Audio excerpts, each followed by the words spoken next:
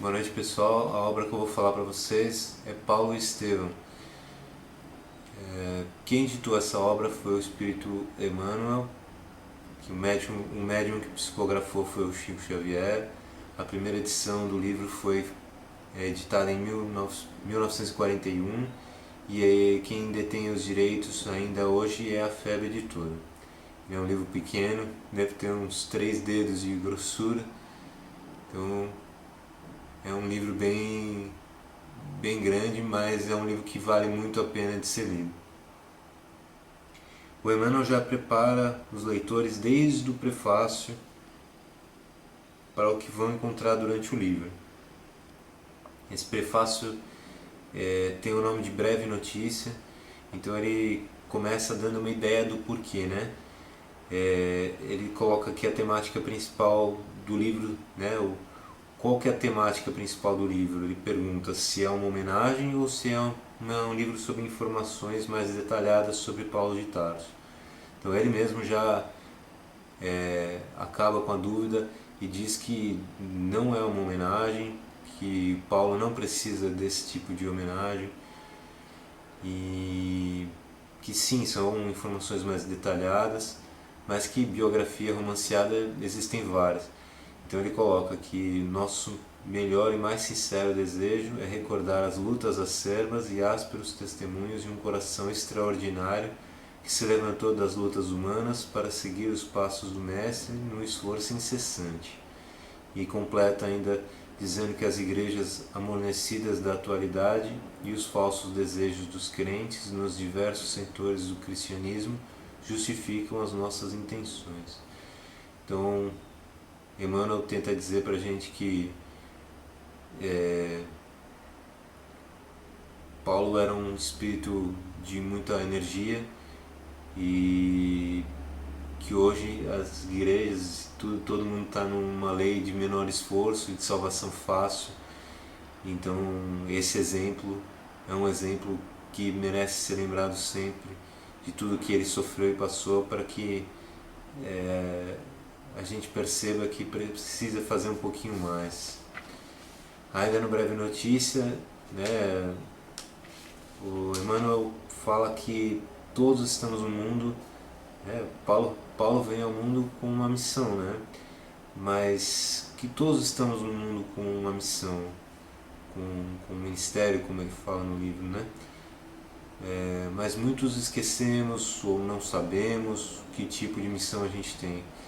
Mas que o importante mesmo é que a gente pegue a nossa cruz e que enfrentemos os nossos desafios a fim de ir ao encontro do Mestre. Então esse é o mais importante. Ainda no Breve Notícia, que é outra finalidade da obra, é reconhecer que Paulo não seria, né, não conseguiria chegar aonde chegou sem, né, numa ação isolada no mundo. Então, que a obra Paulo e Estevão tem a finalidade de reconhecer a importância de Estevão na vida de Paulo. A vida de ambos se entrelaça de misteriosa beleza. A contribuição de Estevão e de outros personagens dessa história vem confirmar isso. Estevão e Paulo são a primeira dupla a trabalhar assim dentro do cristianismo, e com o detalhe de ser justamente uma vítima, entre aspas, e o responsável pela sua morte. Então, né, justamente uma parceria que coloca lado a lado uma, né, a necessidade do perdão, né, mostrando pra gente a necessidade do perdão. Então Jesus ainda mostra isso pra gente. E Estevão ainda acaba sendo, de certa forma, mentor de Paulo até o final da sua vida, guiando ele pelos seus caminhos e ajudando por onde ele devia seguir. não só Estevão, mas outros personagens que aparecem no livro também muito importantes. Bom, a estrutura do livro é dividida em dois. Na primeira parte, Saulo é um extremo perseguidor do cristianismo e dos seus adeptos e termina com a conversão às portas de Damasco. E na segunda parte, inicia-se com a conversão e vai até a sua morte em Roma entre 66 e 67, como diz o livro. Sobre o que trata o livro? Nas palavras do Haroldo Dutra, é uma aula do cristianismo preventivo, pois mostra como viviam os apóstolos, como eram as suas personalidades, como foi o início da igreja, no que cada um ajudou, no que cada um sofreu. Então coloca a gente de cara para como era cada um, o que cada um fez, como aconteceu. Era um jeito de a gente aprender, né, de saber como foi tudo aquilo que aconteceu.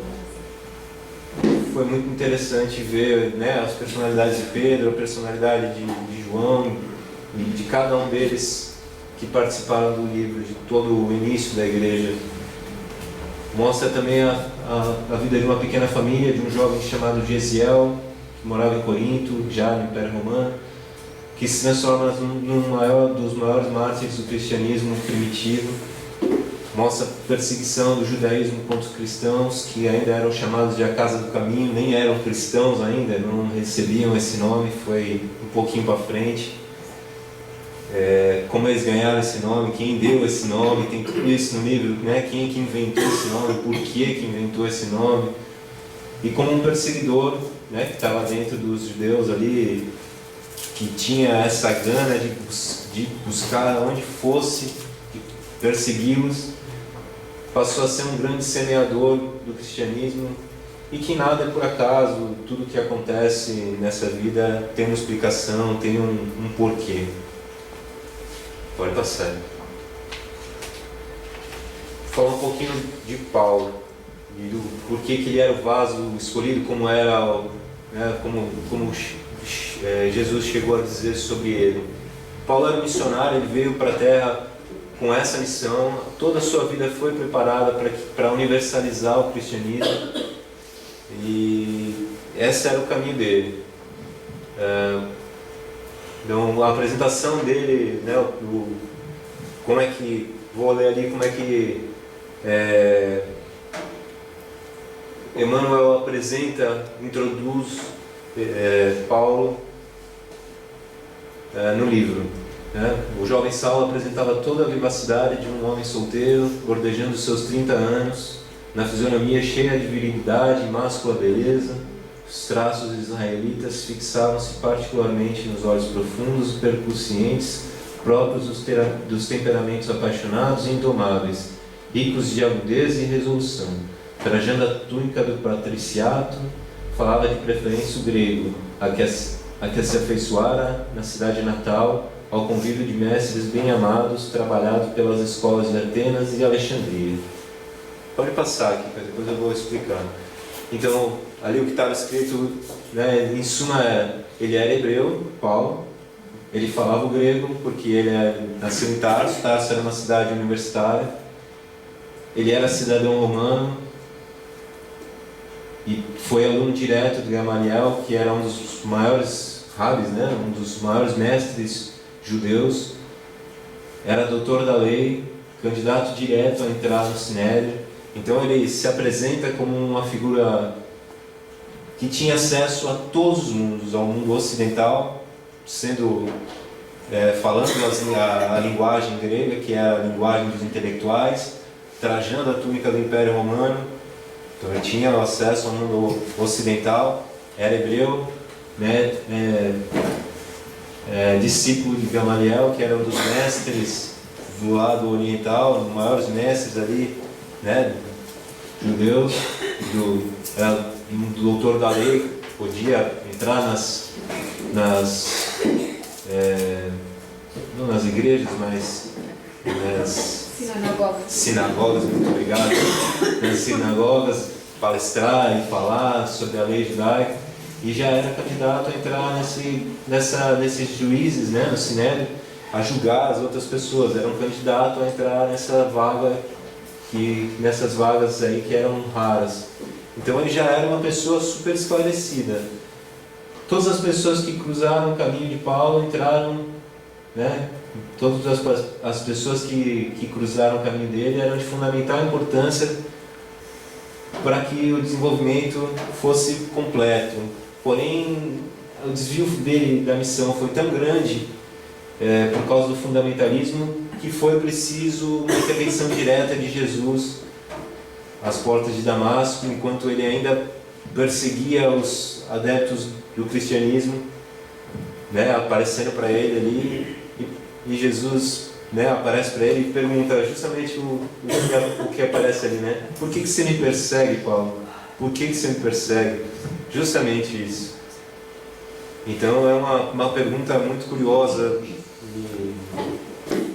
Por que você me persegue? Ele, né, não tinha o que fazer senão aceitar. Pode passar.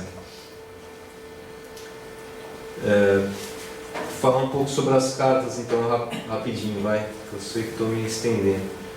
As epístolas de Paulo.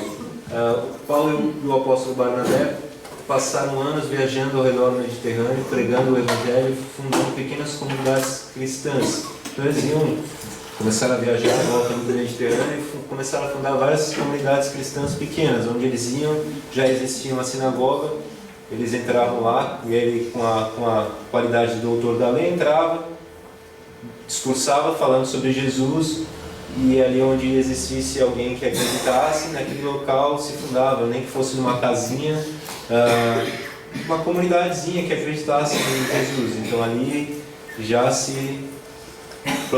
consistia ali uma comunidadezinha, né? Essas comunidades começaram a enfrentar problemas de convivência, uma brigando com a outra, ou problemas não sabiam o que fazer, ou problemas do que seguir, e ficavam pedindo que ele fosse até lá, mas as distâncias eram enormes a serem percorridas, então ele não sabia mais, né? E eles fundaram muitas comunidades. Então um dia, chorando, né, convulsivamente, pedindo perdão ao mestre por ter falhado sua missão, Jesus aparece e diz para que ele use os poderes do Espírito e que escreva as comunidades em seu nome. Então, as verdadeiramente bem intencionadas saberão compreender. Então, a partir daí, Paulo começa a escrever as cartas tão conhecidas, né? E essas cartas eram... Pode passar aqui. As cartas vinham direto da esfera do Cristo, vinham direto... por meio da colaboração de Estevão, que filtrava isso para Paulo, e ele nunca escrevia sozinho, pois faltasse a inspiração superior, ele podia encontrar um companheiro. Ele ditava essas cartas, não eram cartas psicografadas, não eram cartas... Eu não vou ficar também falando muito para vocês lerem o livro. E as cartas eram diretas normalmente, né? A carta aos romanos era para uma comunidade que era uma comunidade romana. Então eram cartas diretas, não eram cartas para todos ou para ficarem para a posteridade. Era uma carta específica para a comunidade que existia ali. Até porque uma comunidade era diferente da outra e tinha sua missão diferente. Exatamente, era buscando resolver um problema que estava acontecendo ali. Agora, como ele não trabalhava sozinho, essas cartas eram copiadas em várias e distribuídas a todos. Então, né, para que quem tivesse as mesmas dificuldades pudesse resolver. E acabaram ficando para toda a eternidade, para toda a humanidade, né? Pode passar. Muitas cartas são contestadas por não estarem numa linguagem costumeira de Paulo. Como eu já disse, Paulo Paulo se cercava de companheiros, editava essas cartas, e isso fica comprovado na carta aos Romanos, né? No final aparece uma frase curiosa, pode procurar, que tem na Bíblia, todo mundo tem aí. Romanos capítulo 16, versículo 22. Eu, Tércio, que redigi essa carta, saúdo vocês do Senhor. É uma carta que ele está mandando saudações, Paulo está mandando saudações para todo mundo. Eu saúdo vocês, assim. No final, o Tércio também achou que podia mandar um abraço e mandou também. deve ter tomado um tapa na cabeça, porque né, não devia ter mandado, mas no fim ficou lá, e ninguém sabe por quê, né? Acho que os estudiosos até hoje devem se perguntar por quê, mas pode passar aqui. Tem muitas outras cartas que são contestadas. A mais contestada a carta entre os hebreus, né? A carta para os hebreus. Porque ela não está no estilo costumeiro, ela está num grego primoroso. A carta aos hebreus, ela foi escrita quando Paulo estava preso em Roma, perto da morte, né? Perto de sua morte. Ele escreveu uma carta destinada aos hebreus de próprio punho. Foi a única carta que ele escreveu de próprio punho. Ele não ditou a ninguém porque ele estava preso. Então, está num grego magnífico porque era a linguagem ao qual ele se afeiçoava mais, né? Eu comentei que ele é de Tarso, uma cidade universitária, ele estudou com mestres gregos, apesar de ser hebreu. Então era a linguagem que ele gostava mais. Então ele escreveu a carta aos hebreus em grego primoroso. Isso deixa as pessoas meio assim, sem saber, né? As outras ele ditava, as pessoas traduziam na linguagem corrente. A carta que ele escreveu sozinho, ele escreveu, né, na linguagem que ele tinha mais domínio, que era o grego. Então fica uma confusão, né? Para quem não tem... A gente tem o privilégio de ter acesso ao livro que explica todas essas, né? E tem muitas confusões de data que Emmanuel explica todas elas, né? Muito, muito curioso. Pode passar.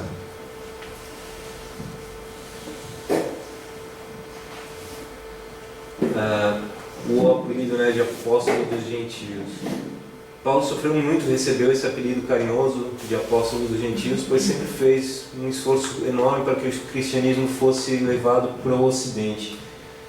Muito provavelmente, sem ele, o cristianismo estaria restrito, né, aos judeus e às sinagogas. Possivelmente Jesus não seria nem mais citado nos dias de hoje, estaria sufocado pelo farisaísmo e suas leis retrógradas. Eles consideravam que Jesus era ainda aquele que morreu na cruz entre ladrões, não significava nada, que era só mais um. Estavam cada vez mais sufocando essa ideia. A Igreja do Caminho não tinha recursos próprios, era uma obra assistencialista, então quem ajuda sempre espera alguma coisa, né? Era mantida até pelo governo judeu, então quem ajuda sempre quer alguma coisa em troca. Eles davam dinheiro para sustentar a Igreja do Caminho, mas eles também queriam, aos poucos eles estavam sufocando essa ideia de Jesus também lá onde estava Pedro, onde estava... Então era tudo muito complicado. Se Paulo não levasse a mensagem de Jesus, o Evangelho e tudo mais que ele levou para o Ocidente, ajudando a divulgar toda a mensagem de Jesus, provavelmente a gente não conheceria Jesus e provavelmente ficaria esquecida essa mensagem, teria sido sufocada por Moisés e as leis e continuaria tudo muito retrógrado como ainda ela, né? Ainda bem que veio. Pode passar aqui. Essa é a primeira carta aos Coríntios, capítulo 13, versículo de 1 a 2. A gente mistura, todo mundo conhece um pedaço pelo menos por causa da música do Legião, né? Ainda que eu fale a língua dos anjos, dos homens e dos anjos, se eu não tiver amor, serei como um sino que ressoa ou como um prato que retine. Ainda que eu tenha o dom de profecia e saiba todos os mistérios e todo o conhecimento e tenha uma fé capaz de mover montanhas, se não tiver amor, eu nada serei. Então é uma mensagem linda, uma mensagem que a gente, né, de amor sempre. Eu queria bem rapidinho deixar só uma mensagem pessoal. Pode deixar essa tela ali. Antes de começar antes de começar no Espiritismo, eu não tinha religião nenhuma assim. Então eu nunca tinha lido a Bíblia, nem o Novo, nem o Velho, nem nenhum testamento, né? Até que um dia aqui eu eu assisti uma palestra da Rô sobre Maria de Magdala, eu perguntei, eu achei a palestra tão boa que eu fui perguntar para a Rô, para a Kika, que pessoas que ela se inspirava para fazer as palestras dela, e ela me falou que gostava muito do Haroldo Dutra Dias. E eu fui atrás das palestras dele no YouTube e baixei um monte de palestras dele, virei fã dele, até hoje eu assisto muitas palestras dele. E alguns anos atrás saiu uma versão do Novo Testamento, ele foi, né, que em conjunto com a FEB ele foi fazer, ele aprendeu grego, ele aprendeu aramaico, aprendeu outras línguas e foi fazer uma versão em conjunto, em parceria com a FEB, uma versão espírita, digamos, do Novo Testamento, né, uma retradução do Novo Testamento. E a Vanessa, no aniversário meu, me deu de presente. Eu ganhei, fiquei feliz porque era dele, né? Comecei a tentar ler e tal. Acabou ficando esquecido, não mexi mais. Mas assim, o interessante é que a história, a sequência do Paulo Estevão segue exatamente a sequência do Atos dos Apóstolos, né? Do livro do Atos dos Apóstolos. E acabando o livro eu falei, eu não posso deixar de pegar para comparar. Então eu peguei lá o meu Novo Testamento, abri lá, ele ainda não é completo em todos os livros, mas não tem as cartas ainda, né, do Paulo, ainda não tem as cartas de Paulo, mas tem alguns livros, né? E, enfim, eu fui direto, né? Fui ler o Atos dos Apóstolos, li o Atos dos Apóstolos já inteiro. Muitas coisas que tem no livro que eu achei muito interessante, como informações extras, assim, que ele fala no livro, que eles saem entregando o Evangelho de Mateus, onde eles vão fundando as comunidades. Então seria uma diferença em relação ao que a gente sabe pela teologia, que o primeiro Evangelho de Mateus foi escrito só em 70, então eles saem distribuindo, já saem em 34, 35, eles saem por aí distribuindo o Evangelho, já estaria pronto, então seria o primeiro. Isso bate muito com o que está escrito no Há 2000 anos, que enquanto Jesus fazia o Sermão do Monte, Mateus já está lá anotando, está escrito isso também.